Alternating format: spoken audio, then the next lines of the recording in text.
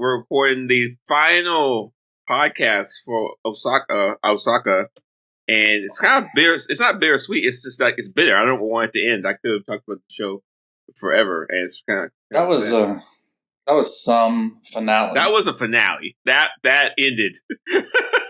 It did end. Yes, you are correct. It did. The show is over. Before we get started, let's once again welcome Gedeon. How you pronounce your last name? Maheux. Yeah. Gedeon Maheux with the Iconfactory. Once again, thank you for being here with us, man. It's been a blast. Yeah. Thanks for having me again. It's been very cool. Yeah, I've enjoyed watching it with you guys, and the live posting yesterday was fun. So. Yeah, it was. I forgot how to live post. I haven't done that in a long time, so I had to. Yeah, it's been a very long time. It was kind of awkward on my end. I don't know about you guys. Yeah, it just takes a minute to kind of flex those muscles. It's funny. Yeah, it was fun though. Yeah. So I'm going to attempt I was going to say I challenge you to do a recap. All right, recap. Okay, here we go. Are you ready? Oh my goodness. All right. Mm-hmm. I'm just going to do it as abstractly as possible. Okay. Ninja Turtles under spaceship. They're flying. Discussions of Jedi stuff. Attack by ship. Jedi shuttle. Which ceremony? You forgot which ceremony. What ceremony? Was there a ceremony? The witch ceremony. Oh, there was a witch ceremony. Oh yeah, witch ceremony. Morgan's a witch now. Yeah. Full-fledged witch. Was pretty kind. It was kind of oddly scary. She gets it was weird. She gets a sword, which I'm like, I guess that's what you get when you turn to a cool person. You get like a lightsaber or a sword. But none of the other witches have swords? No, just her. So, like, when you see a sword pop up, she's going to use it against a lightsaber. That's kind of like a thing. Yeah, as soon as it appeared, we're like, oh yeah, she's going to fight with that. Yeah. And I'll talk more about that because I really like that fight scene. And then, Ezra and Ahsoka uses the Force to keep the ship up, and Sabine crashes the ship. Ezra makes a lightsaber. Sabine crashes the ship for some odd reason. They ride the horse dogs to the base. There's a bombardment by the Star Destroyer, which is really cool. They get into the Star Destroyer, and this is the best part. And this is something interesting. Star Wars knows that the Stormtroopers are worthless. And when they go off to fight Sabine, Ezra, and Ahsoka, I mentioned that me and Gideon had back and forth. I was like, those guys are dead. And Gideon was like, yeah. And of course, they kill them, no problem.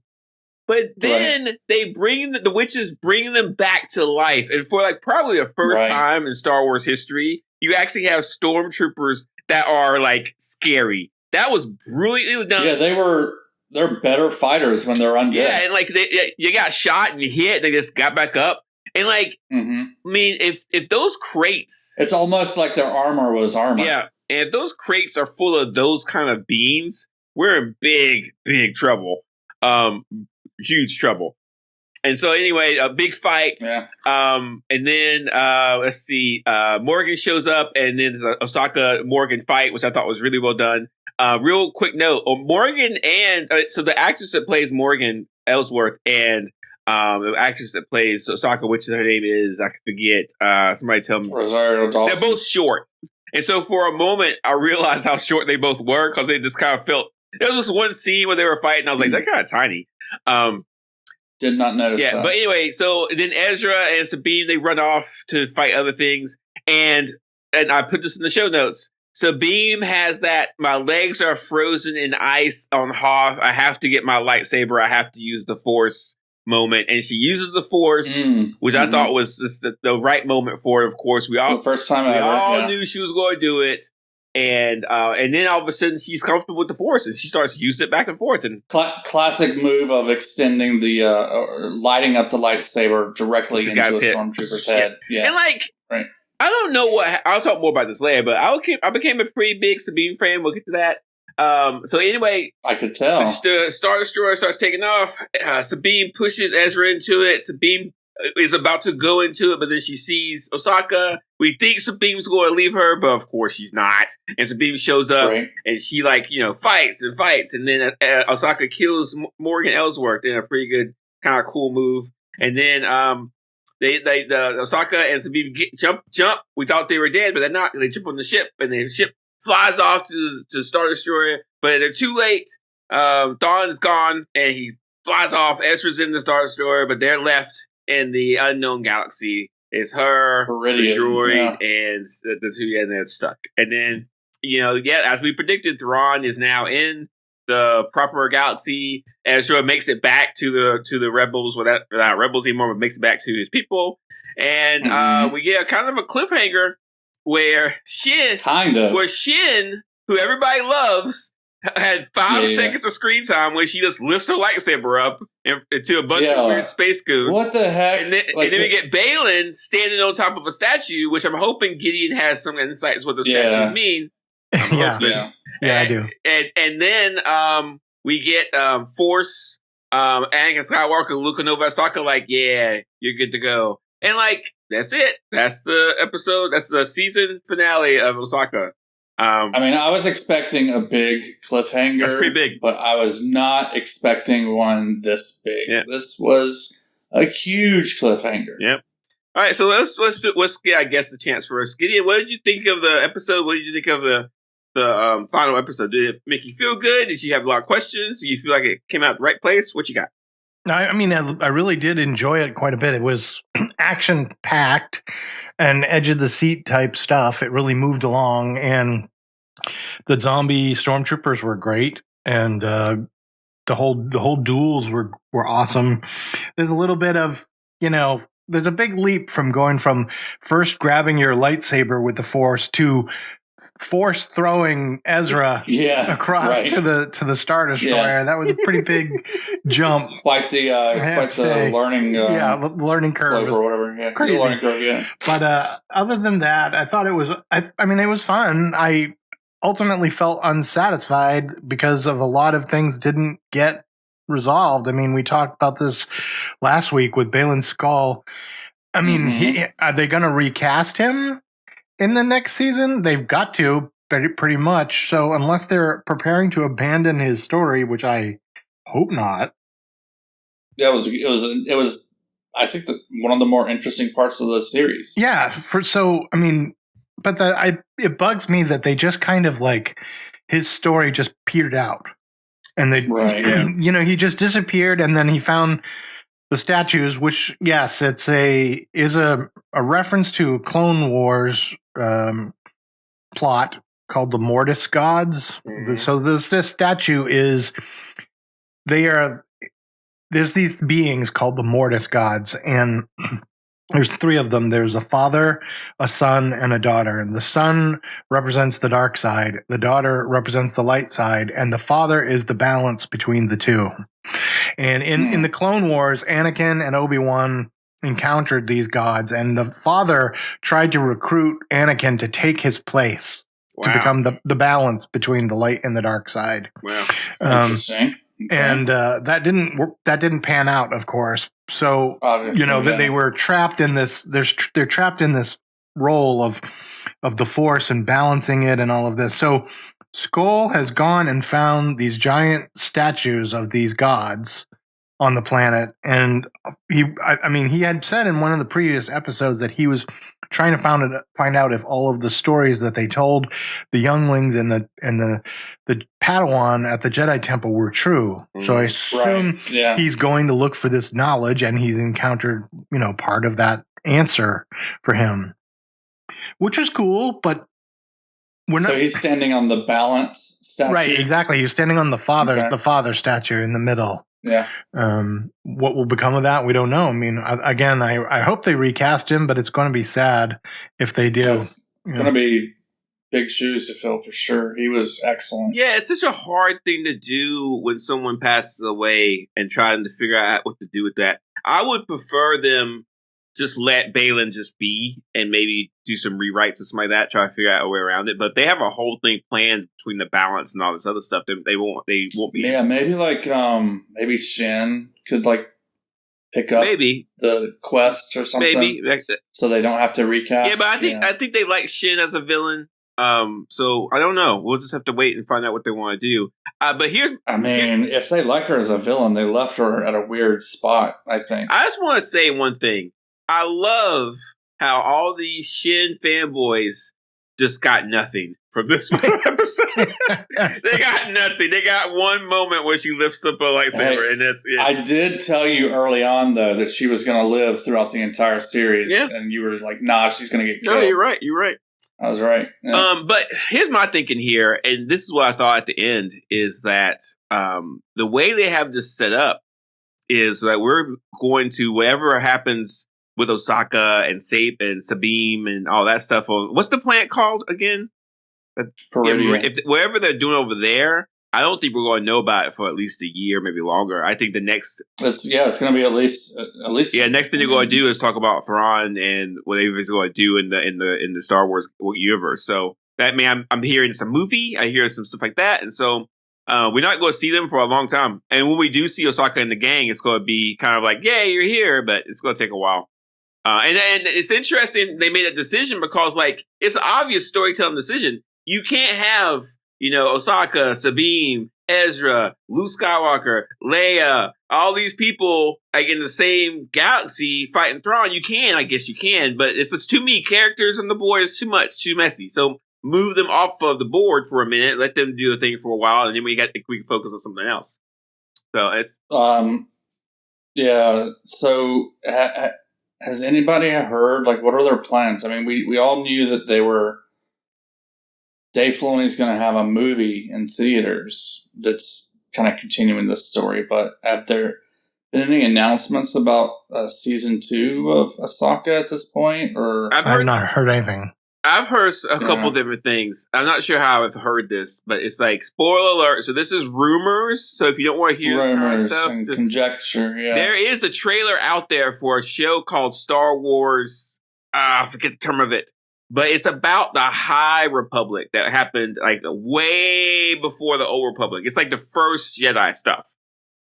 And so there's a trailer out there with Carrie-Anne Moss, Trinity from The Matrix. She's in it. And I've watched the trailer, and it looks legit. So I'm not sure when that's going to come out. And there's also a rumor of What's-A-Face Season 2. What's it called? The show that we love, the Star Wars show you love, Mike. I haven't watched it yet. Andor. Andor Season 2 is definitely coming. So Andor Season 2, this mysterious High Republic episode thing they got going on. Like, we might not see this.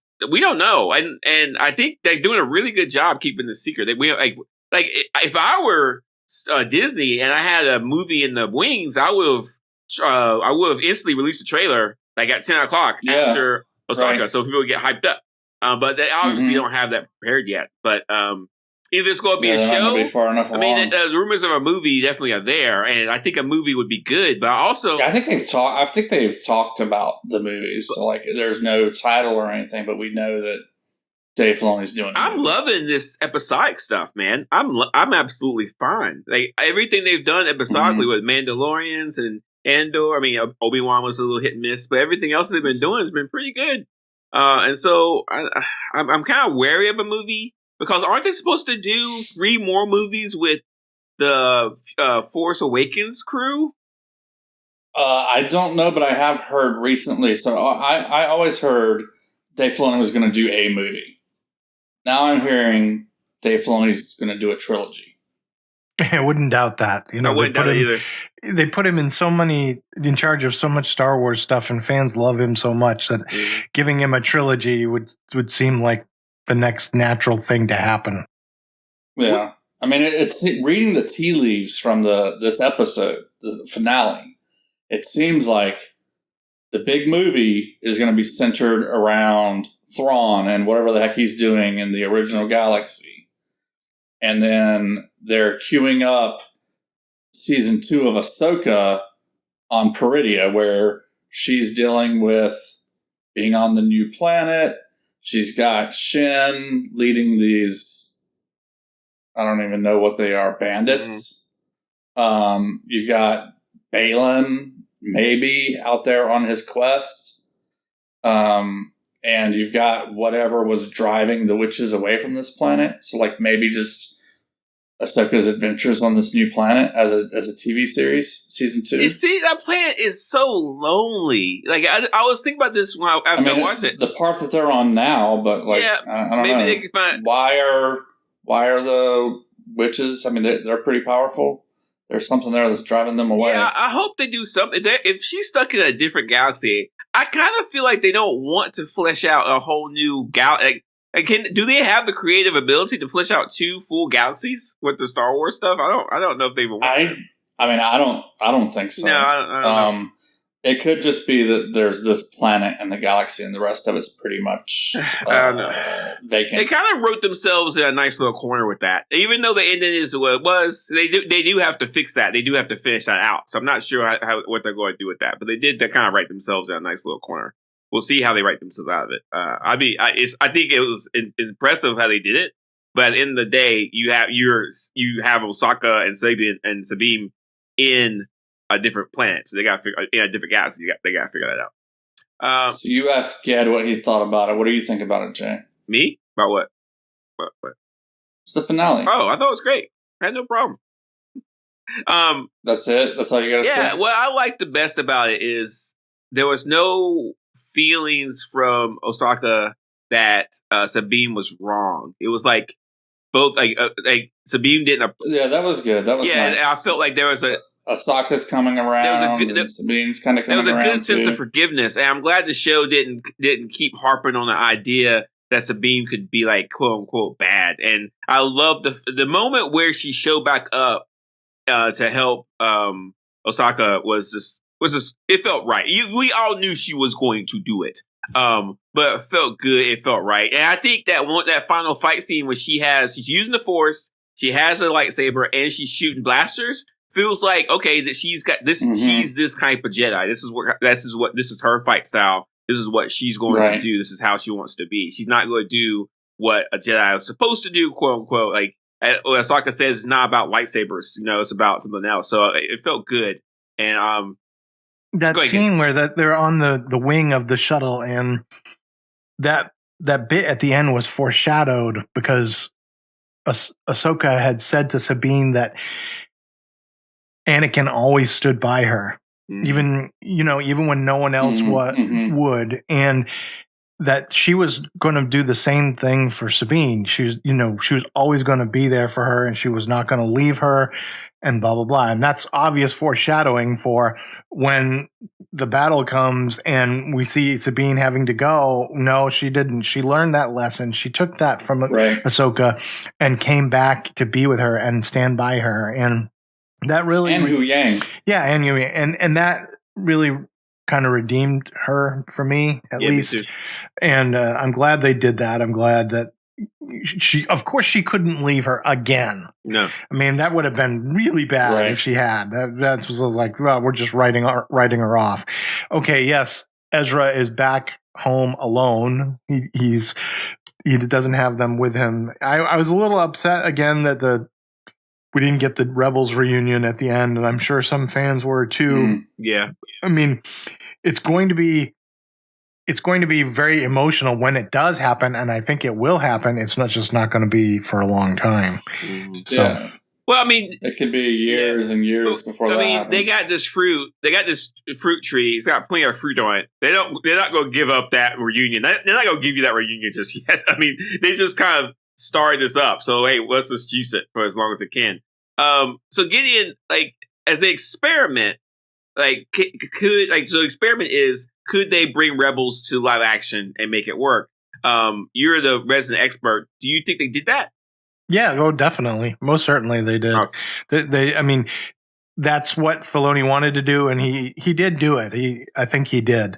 I still have problems with the pacing and some of the acting. I think that the actress who plays Hera could have done a better job with that character, but overall, I think that she's a really good actress. This is weird. Yeah, like I mean, for whatever reason, she didn't turn up in this show. Yeah, even that end scene where she's like, it's Ezra, and she's all, I would think she would have been freaking out, or at least showing a little bit more emotion there. But other than that, yes, I agree that they proved that they could do a live action version of Rebels, and it could seriously work.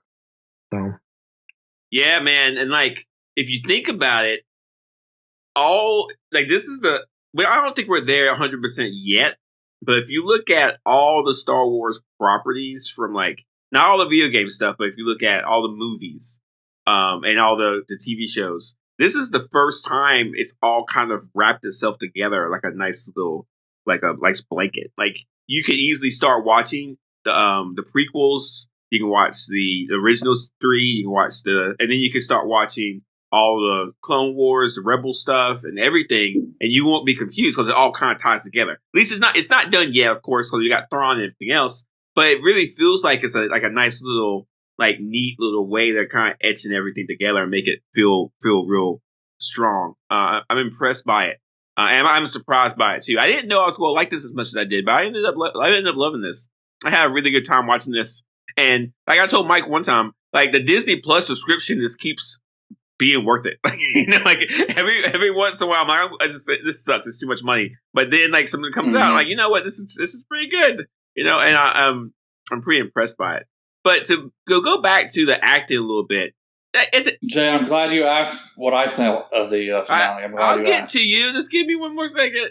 You gotta give these actors a little bit of lee room. I mean, they're in a green screen or whatever you call it, Mike, where they're like, you know, they're kind of the volume. Yeah, so and they're wearing makeup and weird head and who knows how many of these people who actually watched all the Star Wars stuff. So I mean, I think they could, they could act a little bit stronger.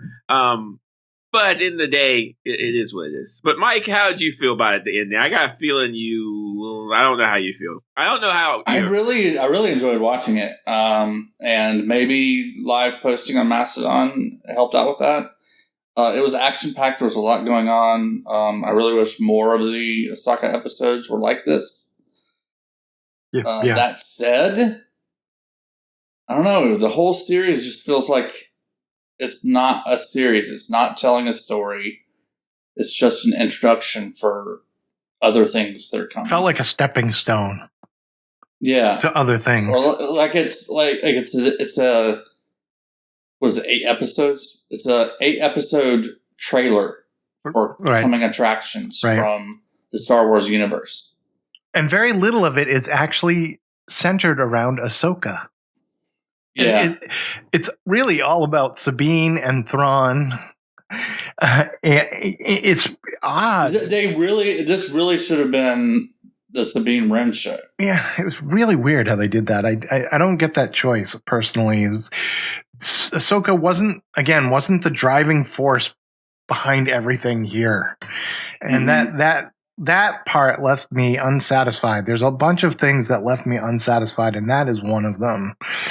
I mean, I knew we were going to get a huge cliffhanger. That was because we all know that Dave Filoni's got his movie coming out. Clearly, his movie is going to be about Thrawn back in the original galaxy. So we knew that big cliffhanger was coming, but I was like, they're going to give us some kind of resolution on something.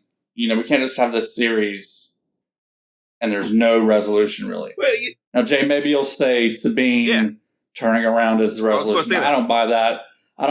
It's not enough. Well, I mean, okay, so let's stop and think about what happened at the very beginning. If you look at the very beginning of the episode, of the very beginning of the series, Ahsoka is alone besides the robot. We don't know what Thrawn was. Ezra's a mystery. Sabine's lonely, very lonely. If you think about the scene at the very beginning of the show where Sabine's run away from a celebration of her ceremony, and she's by herself. She's like, she doesn't even have. She's got a little pet. And now look, you've got Ahsoka and Sabine are together. They're master and apprentice. Sabine's connected to the Force, so she actually has a lot of connections. Ahsoka has finally has had a place where she can think about herself as far as her connection to her master, Anakin, who is Darth Vader, you know, so she finally has a chance to reconcile all that. And Ezra is, after 10 years of being on our weird planet, is finally back and able to like be with people again. So yeah, I do agree with you that we don't have the scene where Ahsoka cuts Thrawn's head off with a lightsaber. We're not getting that. I wasn't expecting that, but like, I guess if we're going to say Sabine's character development is the resolution that we got out of this entire series, and Ahsoka's character development too. okay, well, neither one of those started in this series. So that's true.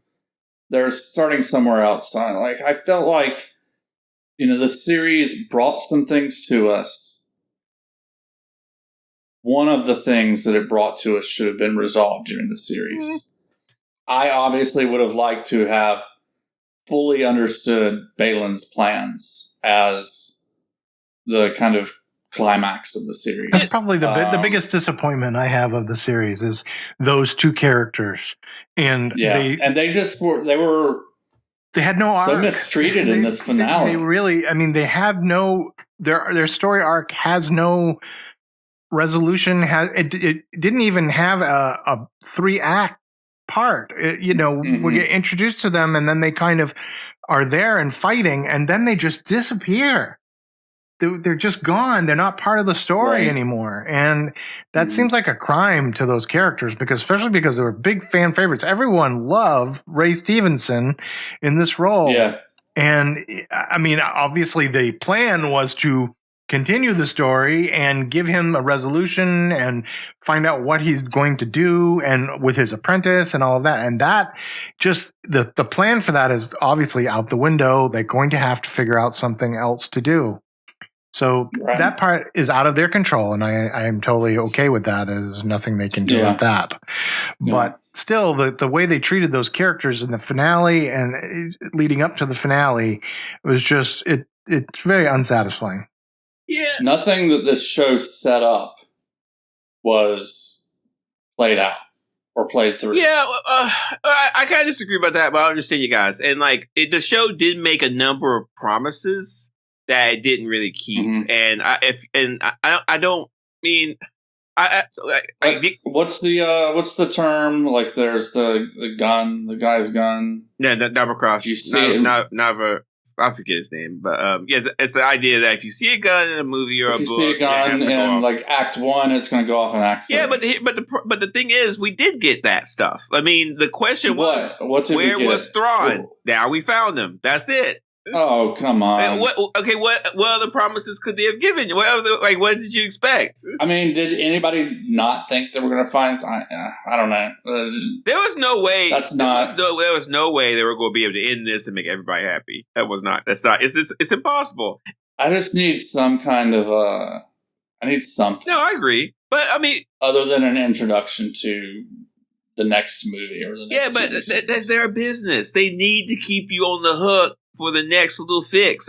Well, if they need to hire James Gunn so you can teach them how to. Please no. Do that. Please no. Do that while being able to tell Please stories. No. Please don't do that. Because he's apparently figured that out and they haven't. So one of the things that would have really helped the end and to keep that hook going was that missing scene that I thought they were going to have that they did not, in that Thrawn gets back and the Senate and the New Republic actually sees that he's back, and they're like, "Oh my God, we were wrong." And I saw you posting about that on Mastodon, but it didn't happen. It didn't happen, and it would have been so dramatic. It would have been such a I've got to tune into the next whatever installment, the movie, the next series, whatever, to find out how the New Republic is going to deal with Thrawn. It's not even clear that they. Yes, Hera knows that he's back and that would have been a good book into the series, right? Exactly. They've popped up. They've popped up. At the beginning, kind of in the middle. Would have been good to have them. See, we told you so. Yeah, and at the end, even if and that jerk gets hauled off and put into prison. A message from Thrawn saying, he's back. Long live the Empire. Mon Mothma's jaw dropping on the floor, along with all the other people in the Senate.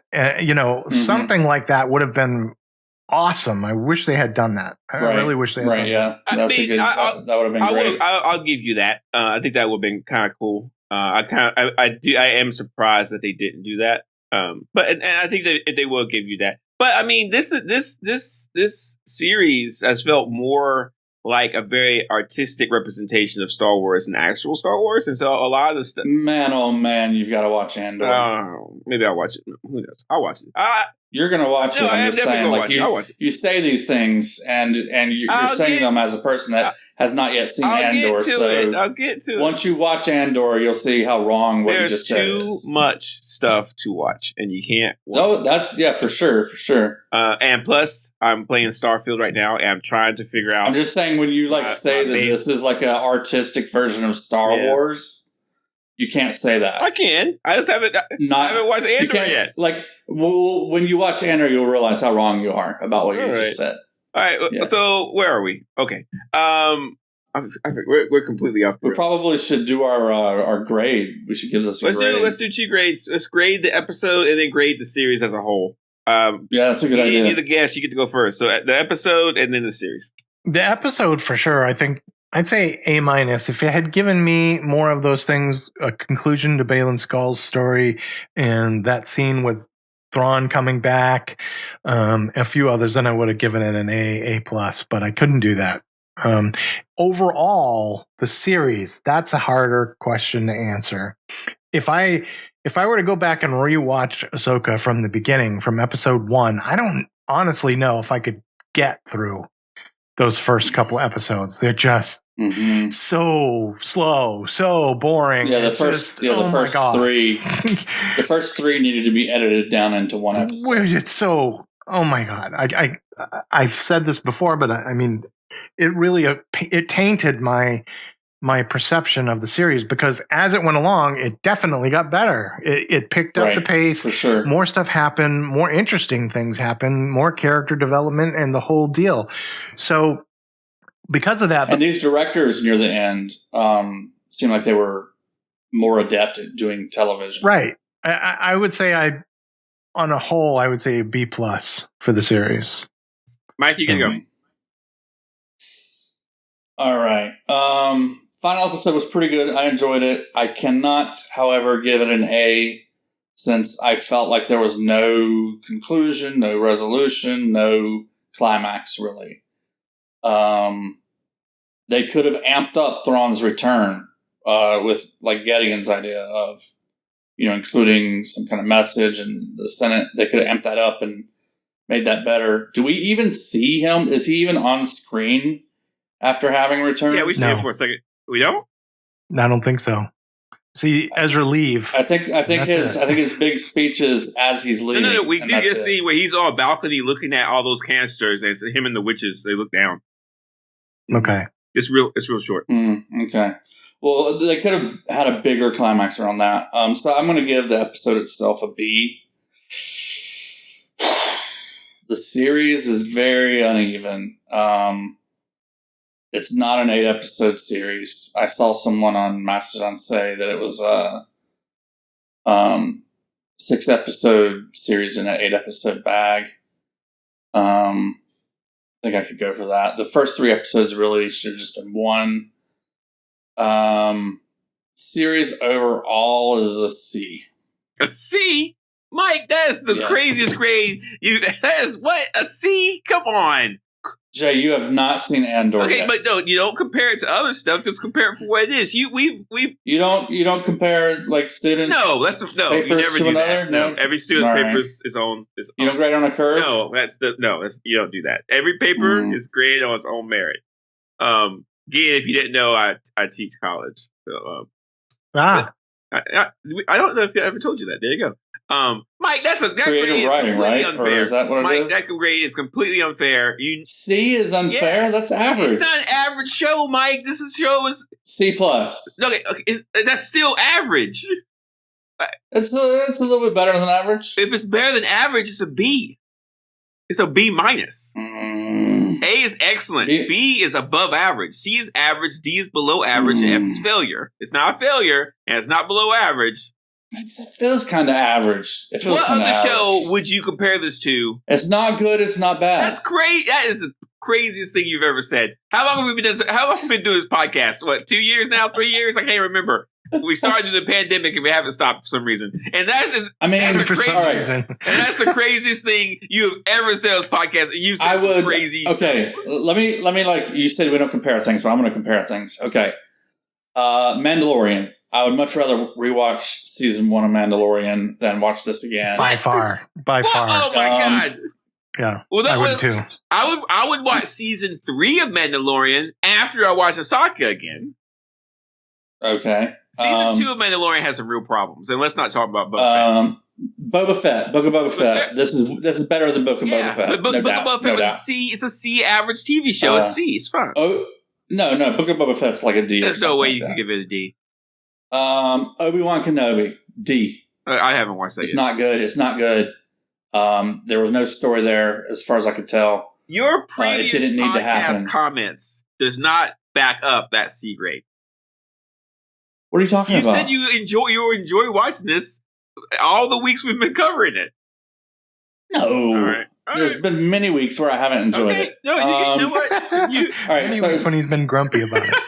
Yeah, there's been. I mean, that was the whole reason for me bringing Get On. Is I needed somebody to back up my grumpiness about this series. If you think this is worth a C, that is your grade. I don't have to respect. I'm not done comparing. So, like, Book of Boba Fett, D. Obi-Wan Kenobi, D or an F. No way, F. No way.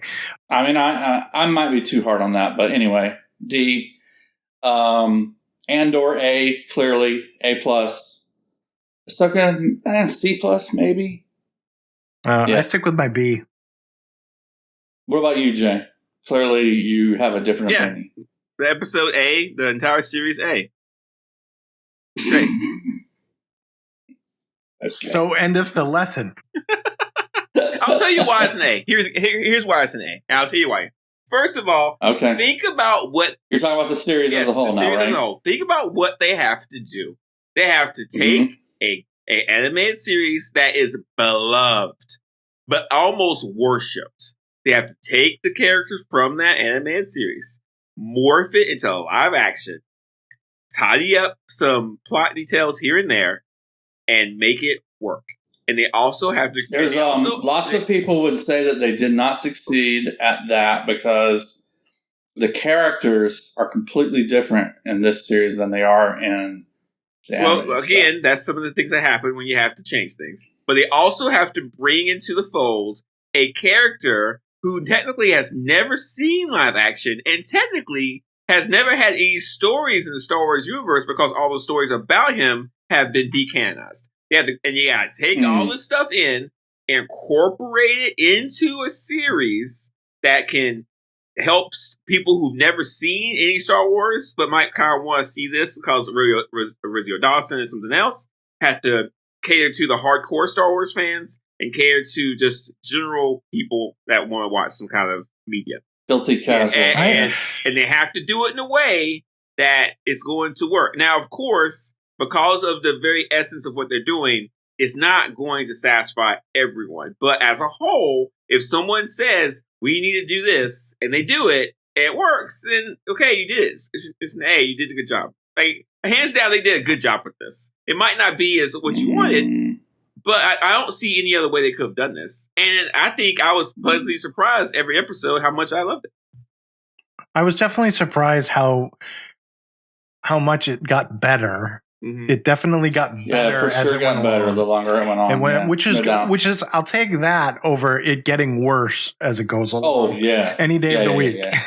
Yeah. It's just some. No, if it ended on the note that it started on, I'd be giving it a D. Oh man, yeah. It definitely didn't. It got better as it went. Think about how many places they could have messed this up, and they didn't do it.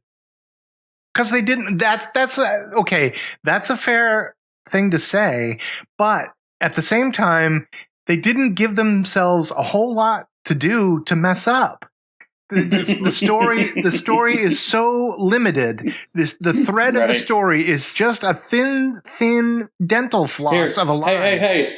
You've got 8 episodes to set up a new movie and a new TV series. Go. They nailed it, though. They nailed it. So, in their defense, yes, they didn't mess anything up, or they did very little messed up, but they didn't have a whole lot to work with. They didn't give themselves a whole lot. The plot is go find Ezra, find Thrawn. That's the plot. That was it. Right. So, in that respect, yeah, I mean, they pulled it off, and it was thrilling, and we saw a whole lot of new stuff we've never seen before. We saw a new galaxy, new planets, new aliens, space whales. Space whales. You know what this plot would have been? I mean, all these things are new and cool. So they had that going for them for sure, and the fact that they got Ezra back to the galaxy and they got Thrawn back to the galaxy is cool, and all of that. It's just, I wish they had gotten there quicker. And I think this plot would have been perfect for their new special presentation logo that Marvel has. Just take that and slap it on this. I think, and do like a 2-hour special presentation or something like that. Well, I think Gideon's comments are completely justified. Mike, I think you're crazy. So that's just guest privilege. No, but and also too, I think that this is the problem. This is why, I mean, this is why a lot of people don't want to touch these kind of franchises. It's like you can't make everybody happy with Star Wars. No matter what you do, you can't do it. Like they could mind wipe the entire world and then release Empire Strikes Back tomorrow, and 60% of the people on Reddit would be like, "This sucks. This is the worst movie ever." That's totally true. That's absolutely true. That's true. So a lot of the popularity of Star Wars and Star Trek to some degree is nostalgia. Yep. You're fondly remembering what it was like for you. I mean, it's like the kids today that have grown up, they love the prequel trilogy. Yeah, they do. Right, exactly, because it's their Star Wars. It's their Star Wars. They grew up on it. Mm-hmm. And so they love and our trilogy was junk. We just didn't know it. No, wait. Empire Strikes Back is actually a really good movie. Empire Strikes Back's really good. That's it, though.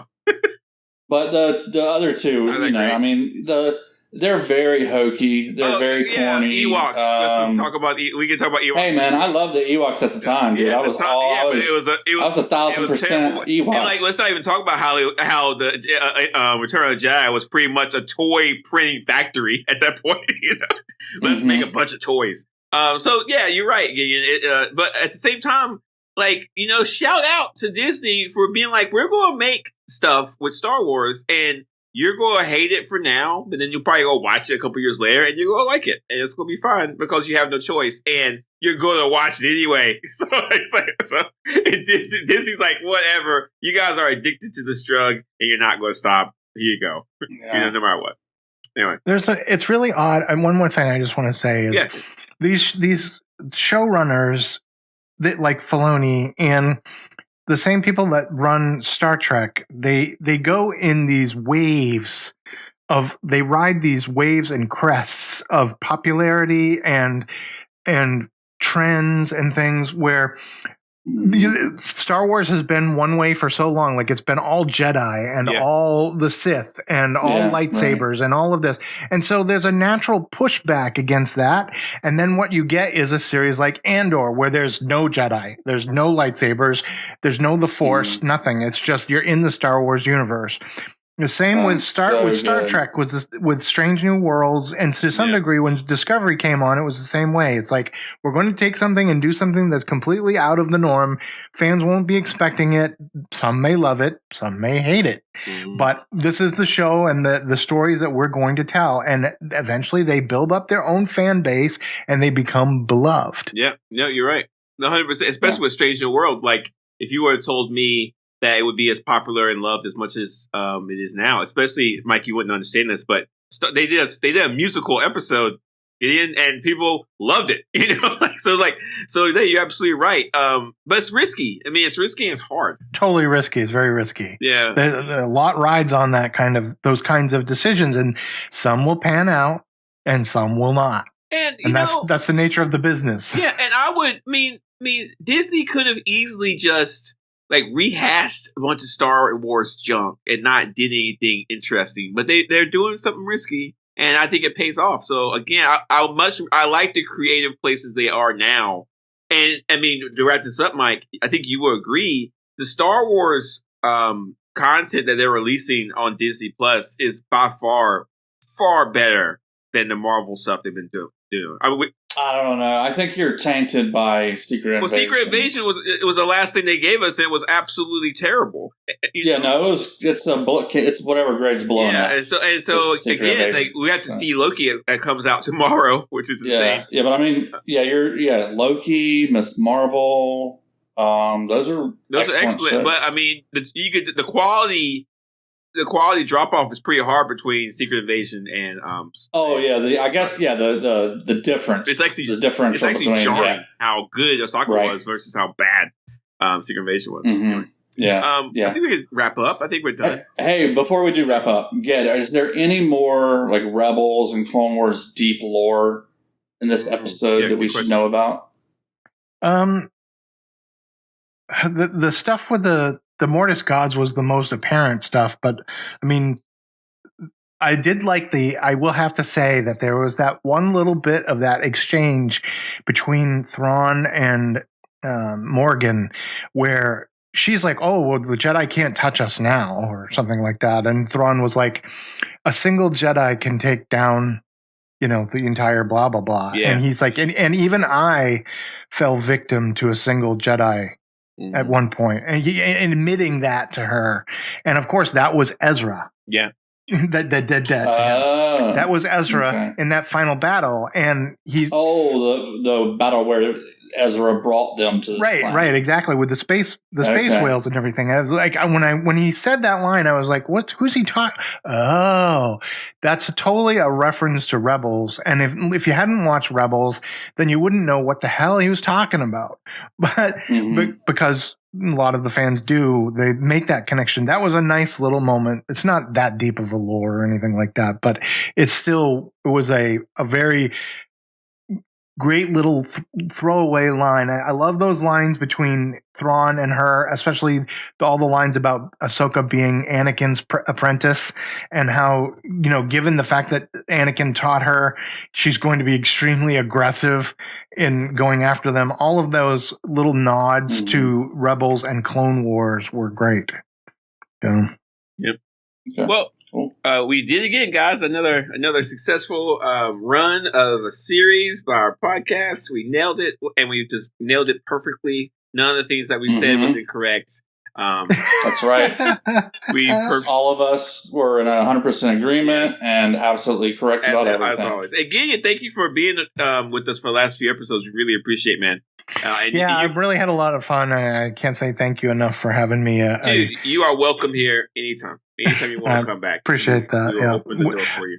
And so next week, guys, we do have a guest person. I'm just going to say his name is Ed. Forget his last name.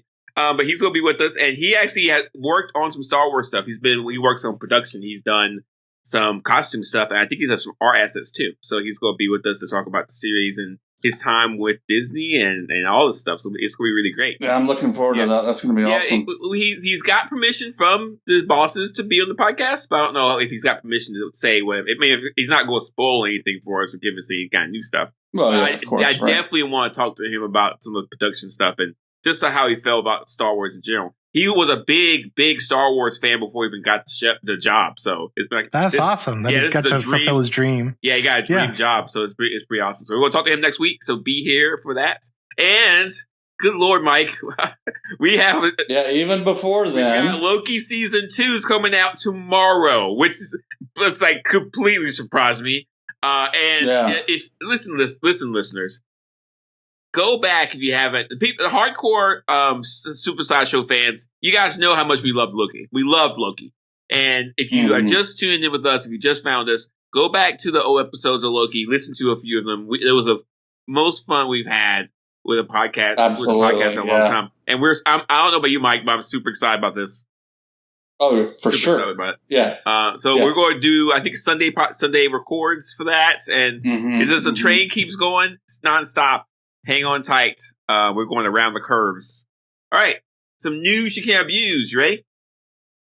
Ready. Loki season 2 already has some great reviews. So, that they always release the first 2 episodes, I think, to critics, and critics are giving it, rave reviews. I think the production value is better, of course, than, the Secret Invasion. So that looks good. Also, this not a high bar. Another news you can't abuse, and this is a rumor. There's a rumor that Wolverine will not be in the X-Men reboot. That is 100% not true. I don't know for sure, but there's absolutely no way they're going to reboot the X-Men Marvel and not have Wolverine. That's not. Maybe they will. Who knows? But that was a fast turnaround. That escalated quickly. Because I think if they have Wolverine, maybe they want to save him. But at the same time, he's such an iconic character. I just don't buy that. I think I don't think that's true. Anyway, the article's linked if you guys want to read that. Of course, it's a rumor, so who knows if it's true or not, but I don't think it's true.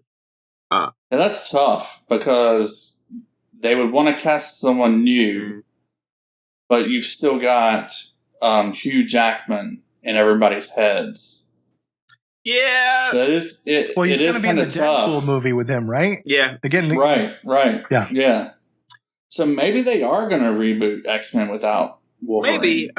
Wolverine has been in every... But he is people think of X-Men, they think of Wolverine. Hugh Jackman has been in every X-Men movie except one. Yeah. He's been in every other one. So it's be interesting for not to have Wolverine around. We'll see. Right. They can do whatever they want, but I'm just hoping they reboot X-Men correctly. I hope, and I have some ideas how they can reboot it, but nobody's asked me about it. So anyway, Mike, how can people that love this podcast and want to share it with their friends, how can they do that? How can they share this with people so they can share it and get more people to listen to it? Yeah, I mean, we had super interesting conversations about this finale, and I'm sure you want to share it with your friends. Hit the share button right now. Share it with your friends. Share it with your postal workers. Did you say postal workers? Did you say share with your it was a neighborhood postal worker. You have a personal relationship with your postal worker. I mean, you see them every day. I live in an apartment. They're probably interested in what you're listening to. Yeah, that's true. Share it with them. Yeah. Yeah. Ian, how are you going to share it with your friends? Oh, I'm going to go on Mastodon right now and post about it. I always want to say tweet about it. I'm not tweeting. No. I am posting about it. Posting about it. Yeah, Twitter's dead. You don't tweet anymore. You X now. Yeah, so posting is way better. Posting is way better than Xing. I feel like when you look at Elon Musk owns Twitter, and then one random congressman kicks out a House Speaker from the House of Representatives, and it feels like the weird losers are taking over the world. Mm-hmm. Man, pretty soon, some guys go and take over all grocery stores and then just stop selling groceries. It's just such a weird. We live in such a weird time. It's just, I don't like bananas. No more bananas in grocery stores. I refuse. Yes. Bananas taste yucky. We're not going to sell them anymore. It's all funny until you start realizing how messed up the world is. Anyway. Yeah. Anyway, we'll see you guys soon. We're going to very, very soon for Loki 2, and then we're going to have our guest star to wrap up Ahsoka next week. Yep. Tune in, be there, or be square. See you guys.